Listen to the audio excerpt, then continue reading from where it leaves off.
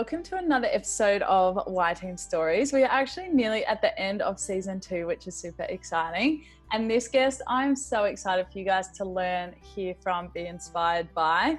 Ever since this person joined our yTeam, he's shown incredible growth and evolution, and we're so impressed and proud to have him as part of our Melbourne team. So I would love to welcome you, Krushnadevsinh Ravalji. Please give him a nice little round of applause.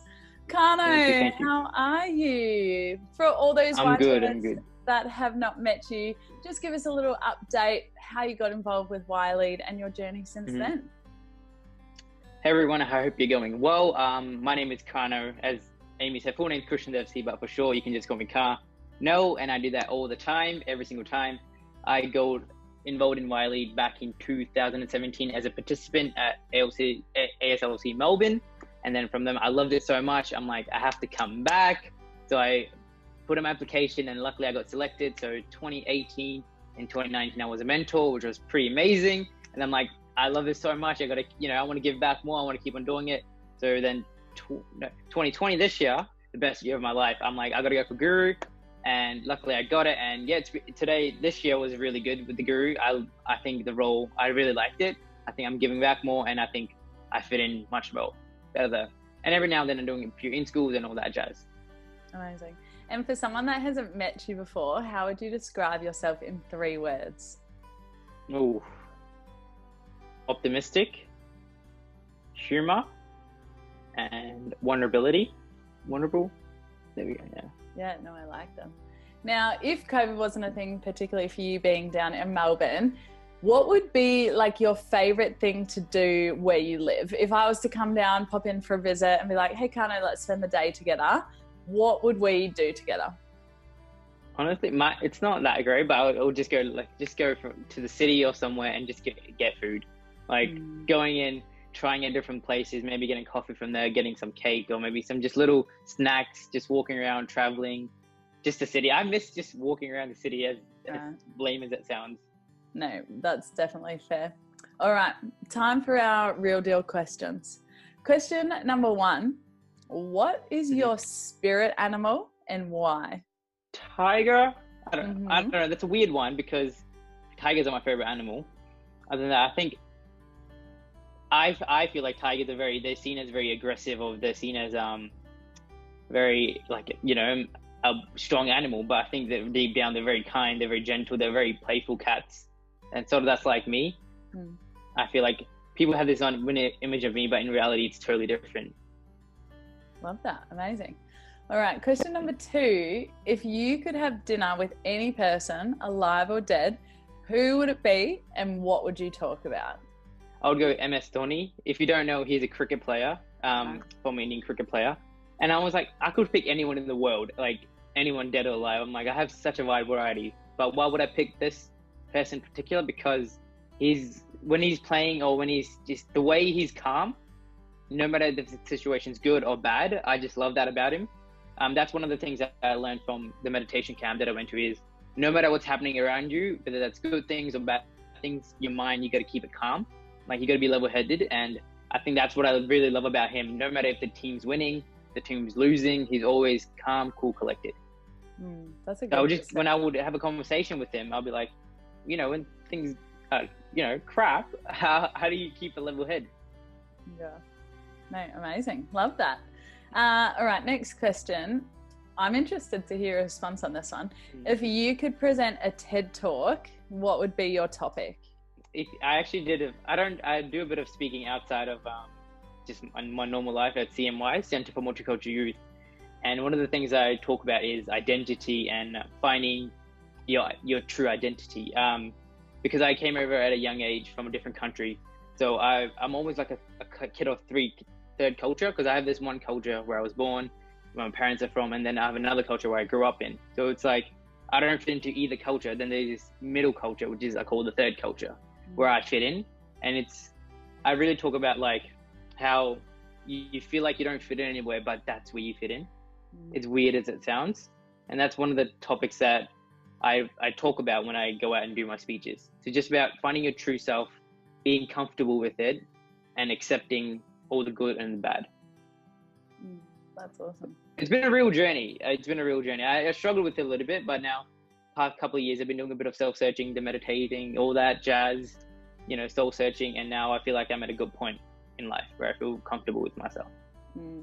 What do you think was maybe, and I'm going a bit like rogue off script here, but what do you think in terms of that was kind of a moment where you did start to have those realizations? Because I know, for instance, like we had Wall on here in season 1. I know you guys are really close friends, both went to Wyndham, and I feel like I can't really relate, and I'm not going to pretend to be able to understand. And so for people that are going through a similar situation to you, what would you kind of like, what piece of advice or what would you want to tell those people like you do in your presentations? I think it's tough because it depends. Everyone's got a different experience. I think it's sticking it through and knowing that you are you for a reason, if that makes sense. Like you want to fit into this category, or you want to fit into this category, but sometimes not fitting in is okay. And it's about finding those type of categories that you want to put yourself in, not what the society creates or what you would think that from your gender or that type of category. I think you got to create your own, and it's easier said than done. There's a lot of work that you got to be there's a lot of work mental that you got to do to be okay with it. But I think thinking it through and just being your number one mate in your head, saying, I'm your best mate, I got your back, just live life. I think the more you get yourself out there and the more experiences that you have, the more you reflect and the more you realize. Sometimes in school now I look back, oh, that's why I did that in year 7, or that's why I did that in year 9. So I think sometimes you won't know the answer. It's just about sticking it through, doing more things in life, and eventually you'll get the answer. And they say there's like there's a difference between fitting in and belonging. And fitting in is like that need to try and change yourself just to fit in with the people that are around you, versus belonging, which is like that true sense of, as you said, like being yourself and belonging for everything that you are and you're capable of, rather than trying to change yourself just to fit in with what you think you should be doing, kind of thing. Amazing. Agreed. Okay, what is a skill that you have that you could teach to others? I think I would change it up. I wouldn't say a skill necessarily, but going for your passions. Because normally, because I didn't follow the conventional pathway of going to uni and doing all the jazz. So when I meet people, I told them, what's your passion? What do you want to do? And I'm usually always encouraging my friends to go for whatever, go for this or go for that. I think one of the things that I would teach is just to be optimistic. I never say no to anything. Like I hardly ever say no to things. I think anything is possible. So I think I would teach people how to be optimistic, if that's a thing. Yeah, awesome. I love that. Okay. At yLead, as you know, we have 5 colours of leadership. So we've got blue for vision, white for integrity, green for growth, yellow service, and red is passion. Out of those 5 colours, which one would you say is the one you're resonating the most with now, and why? I would say growth, so colour green, just because of the situation that we're in. I think everyone's been through a lot of growth of, everyone's had a little bit of doubt, everyone's been alone a lot. So I think just being comfortable with being by yourself, and I think learning to cope with the situation is a form of growth. So maybe sometimes this happens in 20 years, let's hope not, but happens in 20 years, you're like, okay, I got through this in 2020, I can get through this. So I think having that growth of just learning to cope with the situation and understanding there's a big things at play, but at the center of it, you're a little tiny piece and you're okay. Yeah, that's awesome. And I think it's one of those situations where you might not understand and be okay with it while it's happening, but the thing about growth is like often you grow as a result, and on the other side, like we get put through these hard situations and we're only ever going to get better on the other side of it for having gone through those experiences. All right, I'm going to hit you with fast 5. So it's going to be like rapid fire, and you get 2 options. So I just want you to choose one or the other. Okay. Yep. No explanation. No, just hit me with the response. Done. Beach or forest? Beach. Savory or sweet? Favorite. Stan or Netflix? Netflix. Road trip or plane trip? Road trip. Early riser or night owl? Night owl. Oh, I for sure knew that about you already. Amazing. Yeah. Love that. Now, kind of the way that we end all our yTeam stories is by asking kind of open-ended question or something that we want the other yTeam to be able to gain something from and learn something from. And as I said, having watched you grown over the last, what did you say, since 2017, 3 years, there's been so much to you that every time I'm around you, I'm like, oh my gosh, I learn so much. And you're one of those people where Appreciate it. When you speak, it's with such value and such wisdom and insight. So I'm really excited for this next question. There's two kind of questions I want to ask you about. The first one, you touched a little bit about, you know, meditation and things like that, and you talked about this meditation retreat. I would love for you to share with our yTeam a little bit about that experience, and I'll let you kind of explain what it was. And I think then, what was your biggest takeaway lesson from that experience? So I'm talking about like a long time ago. Last year I went to, I know, it's been a long year. Last year, I'm getting comfortable now. Last year I went to Vipassana meditation camp or retreat, which was in somewhere, it was like an hour and a half from the city. There's nothing there. It's just like this place where it's just two buildings, and you go there and you meditate for about 10 days. So 12 days, but 2 days are more sort of getting to know, and then the other 10 days is just meditating straight out. And at the meditation, you don't talk, you don't read, you don't listen. All you do is meditate. So you can't talk to anyone, you can't make eye contact. There's no, you can't do any hand signals. So you're basically by yourself. You can't use your phone, obviously, no technology, none of that jazz. And your days typically look like you wake up at 4:30, you meditate for 2 hours, 4:30 to 6:30, and then 6:30 to 8 is breakfast or what you do in the morning, and then 8 to 12 is meditating, and then 12 to 1 is lunch, and then you get a little break for half an hour from 1 to 1:30, and then 1:30 to 5:30 is meditating again in the big hall, and then 5:30 to 6 is tea. But you don't get for first timers, you don't get, well, no one gets dinner. There's no dinner served. So for first timers, you get 2 pieces of fruit. And if you come back again to the course, you get nothing other than lemon water. And then from 6 to 9, I think you meditate again. And then after that, you sleep. And then you repeat again for the 10 days. 10 days. So pretty much you do nothing apart from meditating, because you can't exercise. No, there's no working out, no reading, no writing, no listening to music, no watching TV, no looking at someone talking. There's nothing there. Everything there is you're here. You're meditating by yourself in a group, and all you're doing is this. That's it. You're just focusing on the mind, trying to sharpen your skills of meditating, because meditating is like going to the gym. When you first go, it's very, very tough. You're not going to be able to lift 100 kilos. But the more you exercise your body, it's the same way the more you exercise your mind, the stronger it gets, the deeper you get into it, and the more you see growth. A lot of pain, tough work, but growth. And what was it that made you want to do that in the first place? I think I like doing new things. So usually what I do is I type into Google Melbourne Youth Volunteer Opportunities, or Melbourne opportunity. Just type into just random opportunities, and I saw this pop up. I'm like, that sounds cool. I like meditating. I need to go into it. At first, I'm like, maybe it could be a cult or something, But yeah. And then I'm like, I got to go. My family were like, you're gonna go for 10 days. We won't have any contact. They might brainwash you or something. But no, it was okay. And from then, I just went through, and I was one of the youngest there. That was pretty cool. A lot of the mixed variety of ages. It was about 50-year-old, 40-year-old. It was but we went through the journey together. And so, like, on the other side of it, what would be something that you kind of like took away from the experience? It's that you don't need anything in life to be happy. I think, I thought I would miss my phone. I would miss, eating good food, because you only get breakfast and lunch, and it's just pretty plain vegetarian food, which I don't mind because I'm vegetarian, but it's, for other people it's tough. But I think after the third day, because you're working on your mind and you're keeping that composed, everything else goes away and you just feel happy.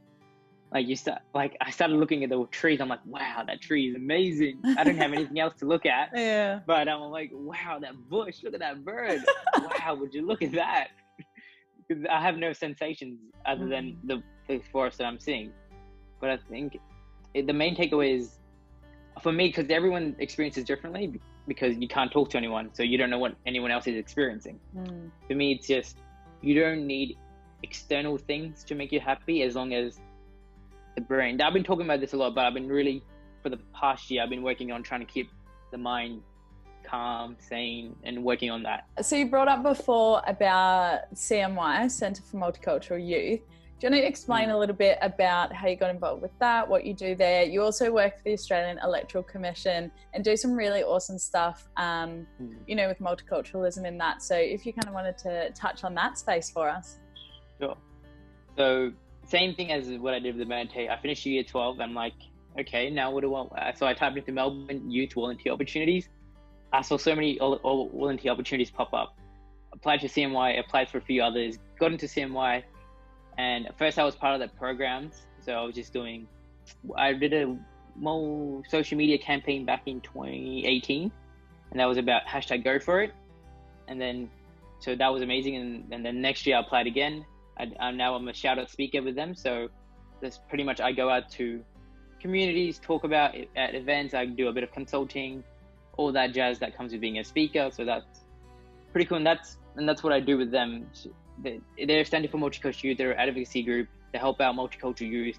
They give us a voice. They get us into all these events, all these governmental things, and then we speak about experience, add our input into it. How does that then link into what you're doing at the Electoral Commission?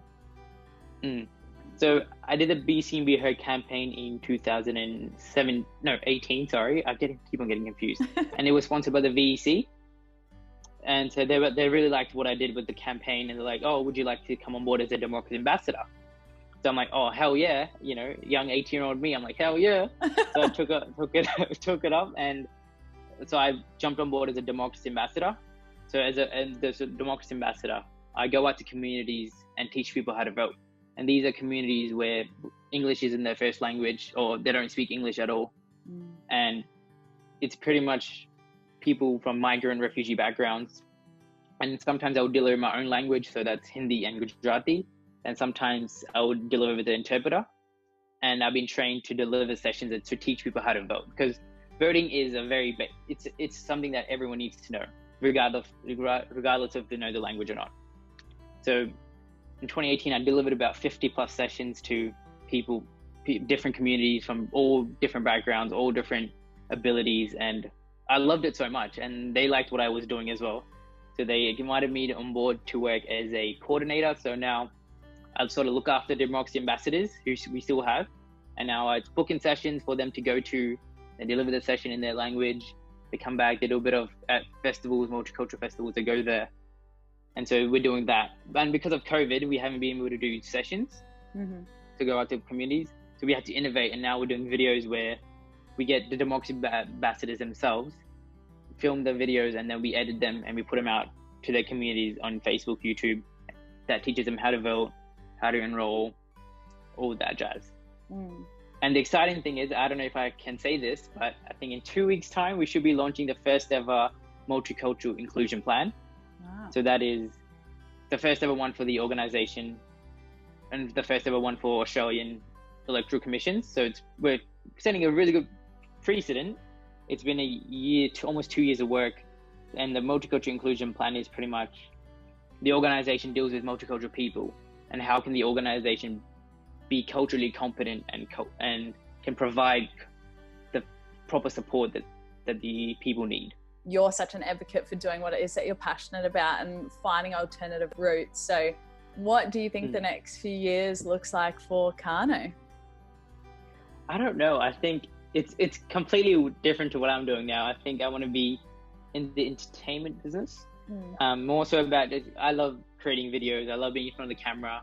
That's what I sort of in front of the stage. So that's why I like the VC and this CMY gig, where I'm in front of people talking or teaching them how to vote, So just whatever brings me in front of people, brings me in front of the camera.